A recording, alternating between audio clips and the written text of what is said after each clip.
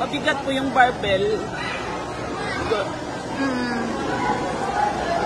Hindi niya po siguro na kayang buhatin. Ganun po. Pero nagpapasalamat din po ako kasi ang lakas-lakas niya, nabuhat niya pa rin. Kaya mo yan, Isik. Kahit matalo, champion ka pa rin sa amin. Bawi na lang next time. Kaya mo yan. Saan niyo po sa mga sumusuporta po sa kapatid ko. Maraming salamat po sa inyo. Sana po, huwag po kayong magsawang sumuporta po kay Elvin Ando. Sana ipagdasal niyo po rin po siya na tuloy-tuloy po yung tuloy-tuloy po yung laban niya. Maraming salamat po sa inyong lahat.